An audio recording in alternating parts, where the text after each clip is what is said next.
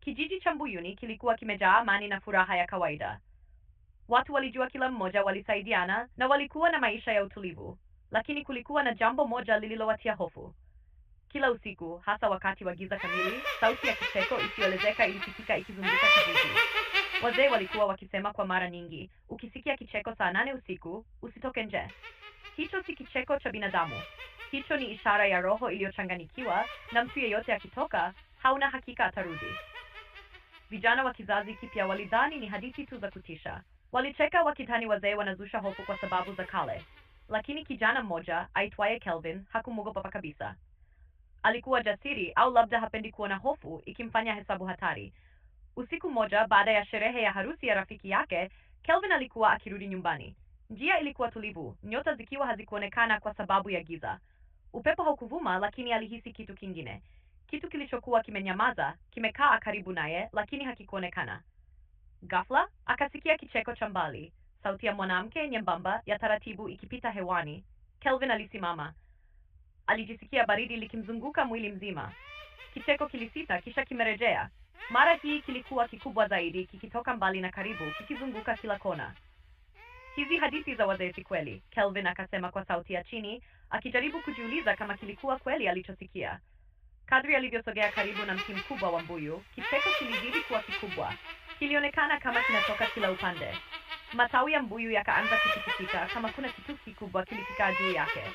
Kelvin alipandisha macho yake juu, na hapo akayaona macho mawili mekundu yakimwangalia moja kwa moja. Kila kipande cha mwili wake kilitetemeka. Mwili wake ukawa mzito. Alijaribu kupiga kelele, lakini sauti yake ikagoma kutoka kwenye koo lake. Kivuli kikaanza kushuka taratibu kutoka juu ya mti. Kila hatua ya kivuli hicho kilikuwa cha kutisha. Kelvin alijaribu kukimbia, lakini miguu yake ilikaa kimumfunga mahali. Kicheko kikawa kikubwa zaidi, kikijaa angani. Ghafla, sauti ya mwanamke ikamnongoneza karibu na sikio lake. Sauti ilimfanya akose pumzi. Kwa nini umefika hapa usiku huu? Kelvin alijaribu kurudisha macho yake wafu, lakini aliona kivuli kikisogea mbele yake. Nywele zake zilikuwa ndefu, zikifunika uso wake. Mikono yake mirefu ilijikunja kwa namna ya kutisha. Alikuwa akielea hewani, miguu yake haikugusa ardhi. Alijaribu kurudi nyuma, lakini hakuwa na nguvu. Mwili wake ulikuwa umefungwa na hofu. Kicheko kilizidi, na kila mara kilikuwa kikubwa zaidi, kikipasua ukimya wa usiku. Kelvin alijaribu kupiga kelele, lakini ghafla sauti yake ikakatika kama iko ndani ya kifuniko cha giza. Alijaribu kukimbia, lakini hakuwa na nguvu ya kutosha. Kila hatua aliyochukua, kivuli hicho kilikuwa karibu zaidi. Baridi kali ilimzunguka mwili. Kila pumzi ilimfanya ajihisi dhaifu. Ghafla, kivuli kilisogea karibu naye, hadi kilipokaa moja kwa moja mbele yake. Macho mekundu yalikamata macho yake. Sauti ya mwanamke ilianza kuongea polepole, ikitoa maneno ya kutisha. Unafahamu kweli umeingia wapi? Hapa ni nyumbani kwangu. Kelvin alijaribu kujihami, akajisukuma kwa nguvu, lakini hakuwa na nafasi. Kicheko kilizidi kuwa kikubwa, kikijaa anga lote, kikimzunguka kama pepo lililolipuka. Giza likamfunika kwa ghafla. Hapo ndipo Kelvin alipopiga kelele kubwa, kelele iliyokaza angani. Usiku ulijaa sauti ya kicheko, giza na hofu. Baada ya usiku wa kutisha, Kelvin hakuwa na amani. Alijua alichokiona kilikuwa kweli. Macho mekundu, kivuli kilichosogea, kicheko kikubwa kilichosikika angani, yote ilikuwa halisi. Alijaribu kuzungumza na marafiki zake, lakini walimcheka tu. Usiogope Kelvin, labda ulikiona pepo la giza tu, mmoja wao alisema. Lakini Kelvin hakumwamini. Hilo kicheko kilikuwa na maana. Alijua kuna kitu kinamsubiri usiku ujao. Rafiki yake Juma, kijana jasiri na mchangamfu, alimsihi. Leo usiku nenda pamoja nami. Nataka nione huyu mzimu wa macho mekundu. Nataka kuthibitisha kama unakosea au la. Kelvin alijaribu kupinga, lakini hofu ilimfanya akubali. Walitayarisha mafuta ya chemli na kushika fimbo ndogo za mbao. Walikuwa wakienda kuelekea mti wa mbuyu. Usiku ulipofika, kila kona ya kijiji kilikuwa kimya. Sauti ya wanyama wa usiku ilikuwa pekee. Wakiwa karibu na mti wa mbuyu, walikaa kimya, wakisubiri. Kadri saa zilivyokuwa karibu na nusu ya usiku, upepo ulianza kuvuma taratibu. Mizizi ya miti ilianza kutikisika. Ghafla kicheko cha mwanamke kikasikika kikizunguka pande zote. Juma alikaza mkono wa Kelvin. Angalia pale, alisema kwa sauti ya chini. Kwa mbali, waliona kivuli kikisogea juu ya matawi. Nywele zake zilikuwa ndefu, zikifunika uso wake mzima. Alikuwa akielea hewani. Miguu yake haikugusa ardhi. Sauti yake ikaanza kutembea, lakini kwa namna ya kutisha. Kwa nini mnaingia katika nyumba yangu? Sauti ya kike ilisikika ikijaza anga lote. Kelvin alitetemeka. Juma alikuwa pale akijaribu kudumisha nguvu. Wote walijaribu kukimbia, lakini miguu yao ilihisi mizito. Kivuli kilisogea karibu zaidi, huku kicheko kikisababisha hofu kubwa. Ghafla, kivuli kilijaribu kufunika mwili wa Kelvin. Sauti ya mwanamke ikamnongoneza, ni wewe sasa nitakayefuata milele. Kelvin alijaribu kupiga kelele, lakini ghafla sauti yake ikakatika. Juma alijaribu kumshika, lakini hakuwa na nguvu ya kutosha. Wote walikimbia kwa kasi, lakini kivuli kilifuata hatua zao kila mara. Giza likawa giza zaidi. Upepo ukawa na sauti ya kicheko kilichorogwa na kizunguka. Ghafla, kivuli kilipotea kwa muda mfupi. Walipopumua, waliona alama za miguu zikielekea msituni. Lakini ghafla, kicheko kilirudi, kikijaa kila kona ya kijiji. Juma alionekana kutetemeka. Hii si mchezo. Hii si roho ya kawaida. Hii ni kitu kisicho na huruma. Walipofika nyumbani, walijaribu kuingia haraka ndani. Mlango ulifungwa kwa nguvu. Ghafla, kicheko kilisikika karibu na dirisha. Kilikuwa kikubwa, kikijaza giza chumba chote. Kelvin alisikia mgongano wa baridi, akijua kuwa hii hofu haikuwa ya muda mfupi. Tutalalaje usiku huu? Aliuliza kwa sauti ndogo. Hatuna chaguo, Juma akajibu kwa hofu. Baada ya usiku wa hofu na kicheko kikubwa, Kelvin na Juma walikaa ndani ya nyumba ya Babu Saidi, mzee aliyejulikana sana kwa hekima yake. Walikuwa wamelala kimya, lakini mioyo yao ilikuwa ikitetemeka. Babu Saidi aliwasalimia kwa sauti ya chini. Nilijua mngekuja. Nimeona macho mekundu, kicheko na kivuli. Sasa nitawaambia ukweli mzima. Waliketi karibu na Chemli akawapa historia ya Zena. Zena alikuwa msichana wa kijiji hiki. Alipenda sana kijana wa kutoka ukoo mwingine. Familia zake walimfunga na kumzuia. Waliamua kumtoza maisha yake, lakini alipokataa walimfanya uamuzi wa hatari. Usiku mmoja, Zena na mpenzi wake walijitoa mhanga. Walikufa wakiwa pamoja. Kelvin alishikilia mkono wa Juma. Hii ndiyo sababu ya kicheko chake kwa kweli? Aliuliza kwa hofu. Babu Saidi akadumisha. Ndiyo, roho yake haikuweza kutulia. Sasa anazurura usiku, akitafuta mtu wa kuishi naye milele. Yeyote anayetumia jina lake usiku anakuwa sehemu ya kicheko chake, haamki tena. Juma alijaribu kuhoji, basi tunawezaje kuepuka? Tunaweza kuishi? Babu Saidi alitabasamu kwa huzuni. Kama mtaishi, mtahakikisha hamtahitaji kuzungumza jina lake. Msikie tu kicheko, usitoke nje. Lakini hatari haishi. Usiku ule Kelvin na Juma walitayarisha kukaa ndani, lakini saa zilipogonga saa 8 kicheko kilianza tena. Sauti ya mwanamke ilizunguka nyumba nzima. Ghafla, kivuli cha Zena kilionekana kando ya dirisha. Nywele zake ndefu zilikikumba uso wake. Miguu yake haikugusa ardhi. Alianza kuzunguka chumba, kicheko chake kikijaa giza na hofu. Kelvin alijaribu kuzungusha kichwa, lakini hakuweza kuona mwisho wake. Juma alijaribu kumshika mkono, lakini hakuwa na nguvu. Sauti ya Zena ikazunguka ndani ya chumba. Kwa nini mmeingia hapa? Hapa ni nyumbani kwangu. Hii ndiyo dunia yangu sasa. Wote walitetemeka, kila sehemu ya mwili wao ilikuwa imekandamizwa na hofu. Kicheko kilizidi. Mwili wa Zena ukapita karibu na Kelvin akihisi baridi kali. Ghafla, sauti yake ikamnongoneza, moja kati yenu itakuwa wangu, moja kati yenu hatarudi. Wote walijaribu kukimbia. Mlango wa nyumba ulikuwa umefungwa kwa nguvu. Kivuli kilizunguka jikoni, kicheko kikibuka juu ya dari. Kelvin alijisikia kupotea ndani ya giza. Juma alipiga kelele, twende, twende, msifanye jambo lolote. Lakini ghafla, sauti ya kicheko ikakata ghafla. Ghafla tena, nyumba yote ikajaa sauti za kicheko, zaidi ya hapo awali. Wakati wanapiga macho yao, waliona barua ndogo chini ya mlango. Ilikuwa imeandikwa kwa maneno mekundu. Hii ndiyo mwanzo wa mwisho wenu. Wote walitetemeka, mioyo yao ikilia hofu.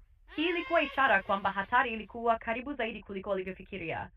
Baada ya barua ile yenye maneno mekundu, Kelvin na Juma walikaa ndani ya nyumba wakiwa na hofu isiyoelezeka. Usiku ulikuwa mzima, lakini sauti ya kicheko haikuisha. Kila kona ya nyumba ilisikika kicheko kikizunguka, kikienda na kurudi, kikiwazunguka na kuwatisha. Wakati walikuwa wanajaribu kuzingatia ni wapi watakaa, walisikia kelele ndogo kutoka nje. Ilikuwa sauti ya mtoto.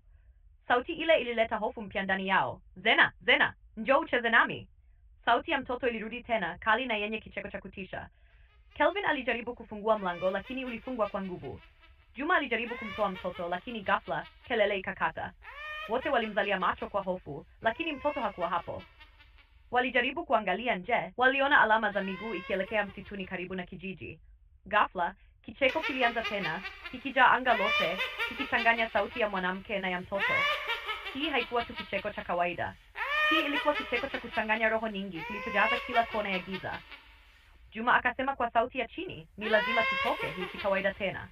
Lakini ghafla, kivuli cha Zena kilionekana karibu na mlango. Nywele zake ndefu zikifunika uso wake, miguu haikugusa ardhi. Alianza kuzunguka chumba kwa taratibu, huku kicheko chake kikijaa kila kona. Kelvin alijaribu kupiga kelele, twende sasa, twende nje. Lakini hofu ilimzima. Miguu yake ilikaa ndefu na ngumu. Juma alijaribu kumkimbiza lakini hakuwa na nguvu. Ghafla, sauti ya Zena ikazunguka karibu. Moja kati yenu itakuwa wangu milele, moja kati yenu hatarudi. Wakati walijaribu kukimbia, ghafla sauti ya mtoto ikawa kubwa zaidi. Njoo kucheza nami. Ghafla, wapenzi wote walijikuta kimya. Usiku ulijaa giza kali. Upepo ulianza kupiga kwa nguvu ndani ya nyumba. Miguu ya mtoto ikawa karibu na mlango. Hofu iliwazunguka. Kila pumzi ilihisi kama baridi ikinyorosha mwili wao. Wakati Kelvin alitazama chini, ghafla aliona alama za miguu ya mtoto zikiondoka chini ya mlango na kuingia kwenye giza la msitu. Juma alijaribu kumfuata lakini Kelvin akamshika mkono. Usikimbilie, tutafika mbele kwa hatari. Kicheko kilianza tena kikijaza anga, kikizidi kuwa kikubwa kuliko hapo awali. Kila kona ya chumba ilisikika na sauti ya Zena ikasikika ikijongea. Hapana, mnaweza kutoroka. Sasa mtapata kile nilichokikusudia.